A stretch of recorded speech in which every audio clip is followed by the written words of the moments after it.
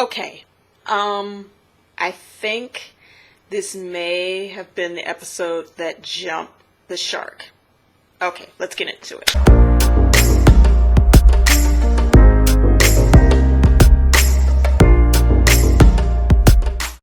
Hello, and welcome to the Pearlie Review. I'm PJ, and let's talk about Chapter 3, the Book of Boba Fett, titled The Streets of Mos Espa. And if you see me looking down, it's just my chicken scratch notes to keep up with what all that went on in this episode. We open up with looking at a map of Tatooine, the cities in Tatooine, in town, and we find out when Bib Fortuna and Jabba the Hutt, when they died off, well, more of Bib Fortuna, he had the different pockets of town separated into like 3 families, and Transdoshians took over the city center, the Aquilatians took over the work district, and the Clatoonians run the starport / spaceport, the airport, in Mos Espa. And the bottom line is that Boba Fett is trying to find out maybe one of these houses hired the assassins that are trying to kill him because they don't like that he has taken over the throne of Jabba the Hutt and Bib Fortuna. So out of nowhere, somebody from town, a guy that sells water, who already looks shady, his name is Lithrapiel. And no. Okay, why is Boba trusting him? Why is everybody trusting everybody? You know people are shady in Tatooine. Why is life so hard on Tatooine? I'm a Toydarian! My tricks don't work on me, only money. There's always somebody overcharging something on Tatooine. Anyways, Lithrapiel, the guy that came from town, informs Boba that he is insulted in his honor, that there's chaos in the street and there are these gang of water-stealing teenagers, because he sells water, are taking his water. And they're stealing it, and he wants Boba to do something about it. And the guy from town, Lithra, says, if you capture these teens, lock them up or whatever, stop them from stealing my water, I will give you double the tribute. So Boba goes into town and he finds the teens, Boba and Fennec, and the teens voice their issues with the water selling guy, that he's overcharging water and they don't have jobs. That's why they steal. Yet they have these eyesore, loud bicycles.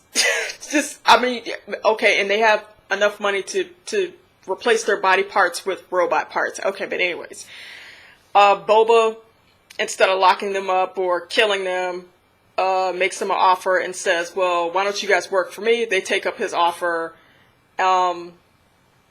They have a confrontation with the water guy. He doesn't like it. He gives a mean mugging face because Boba took in the teenagers instead of locking them up. He's like, yeah, got something for you.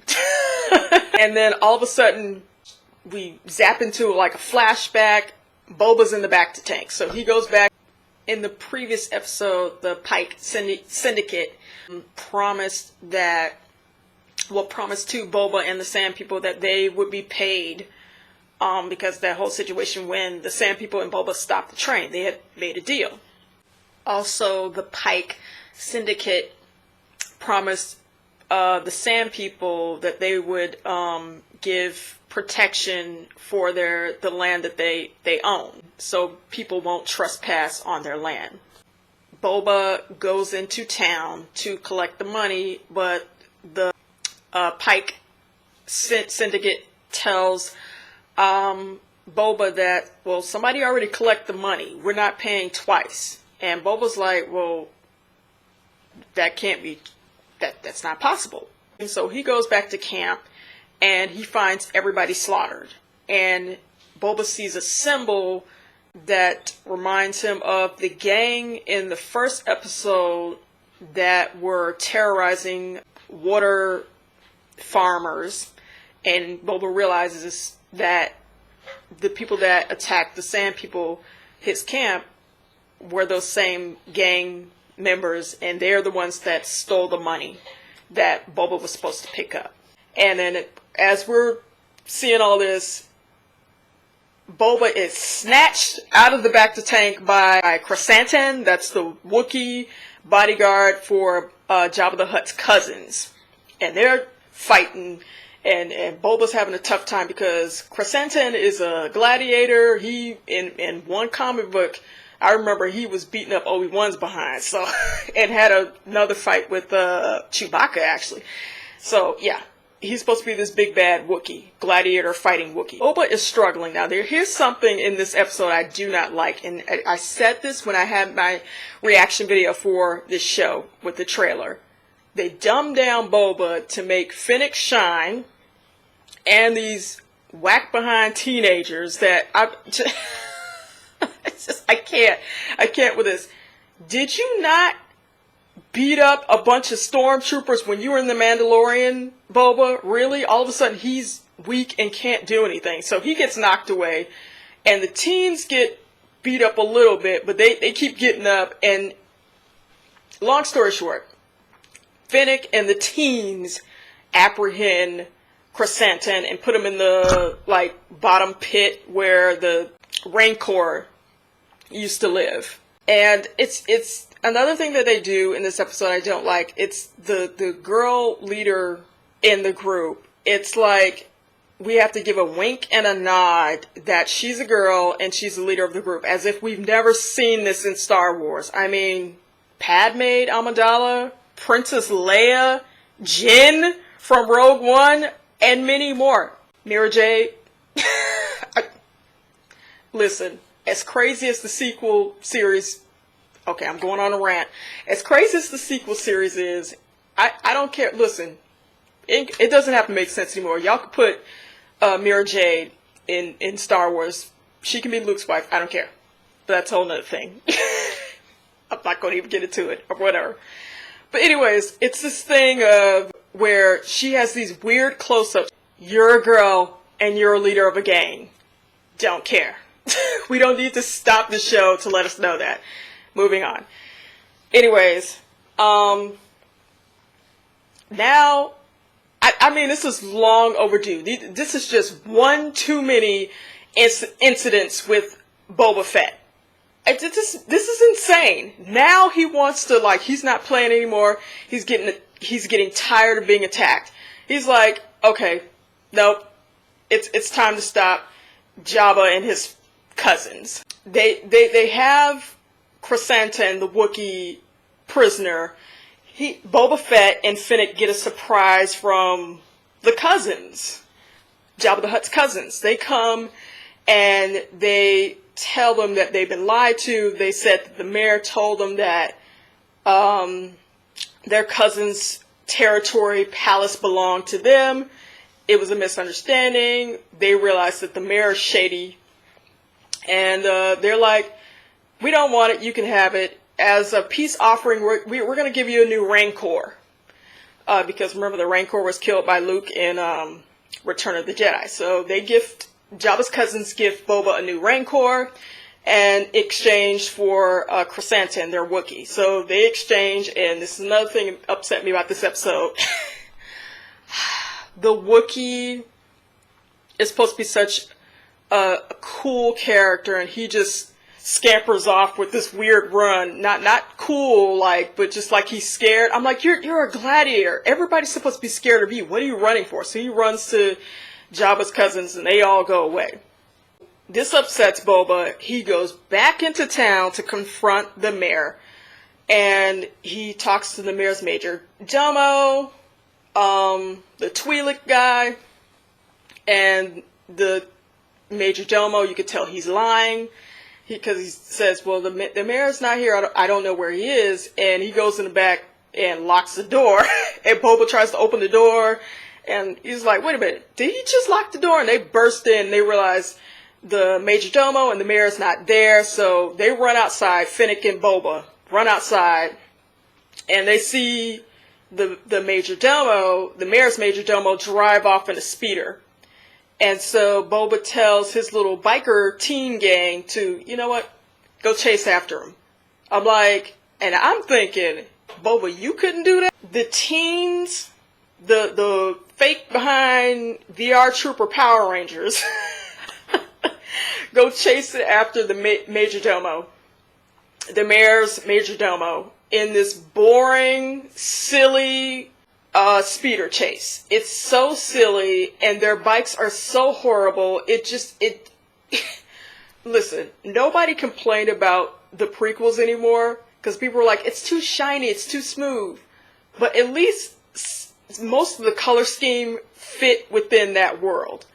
It's these bikes and these teens don't fit anywhere in Star Wars. I don't care what sequels, originals, prequels, they fit nowhere, and they stick out so much, and they're just, I don't like them.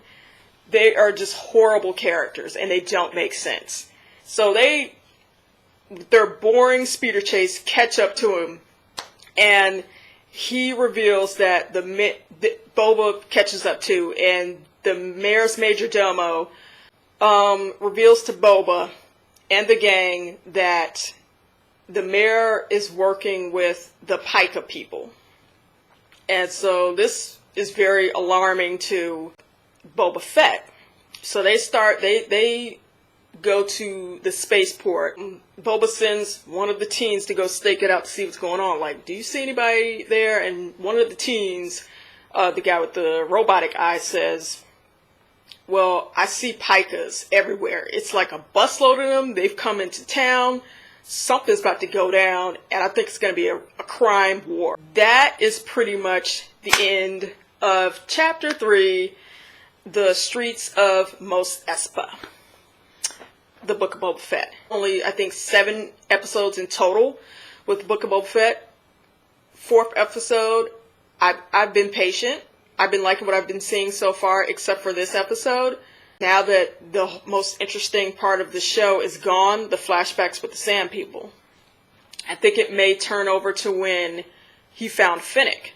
I just don't like that we made in the 2nd episode this big thing about Jabba's cousins, and they just, psych, it's okay. We don't really want to take over our cousin's palace. We're gonna leave. Like, what? I also forgot that the Pika people that deal with the gang stuff and spice smuggling, they were also in Solo. I told them that they had a whole train thing going on too. And also Clone Wars. Just hope that present day scenes now start picking up. But it's just, overall, again, what I did not like is these teenagers and dumbing down Boba Fett. Like, okay, here's the thing. I want everybody to shine in this show, but don't dumb down the main character whose name is in the title of the show. Don't make him stupid so other people can be better. That's not fair. If he was struggling, everybody should have been struggling. It makes no sense to knock him out, and these teenagers who just have no experience, war experience, like, or bounty hunter experience, like Boba and Finnick, apprehend Chrysanthemum easily, like with no problem, but Boba Fett's, like, alright. Hurt, but doesn't really care, and it's like, yeah, he's got a robe on. He came in the room with a robe. I'm like, weren't you just knocked out 2 seconds ago? Robert Rodriguez directed this or wrote this episode. It shows. It's really, what is this? Is this Star Wars? Because it doesn't feel like it. Yeah, it's really bizarre, and I just don't use these teens anymore. Make them in the background, because they're just, and that whole thing with the girl leader, I'm like, She's a girl and I don't care. There have been many female strong leads in Star Wars, silly close-ups with her, you know, looking in the camera like she's a badass and she's not. Silly character. I mean, you can skip over some parts in this episode, but it's just not necessarily a good one. I'm still hanging in there. I like the Book of Boba Fett, but not this episode too much. So there you have it. What do you guys think? Did you like it? Did you not like it? And thank you for watching the Pearlie review.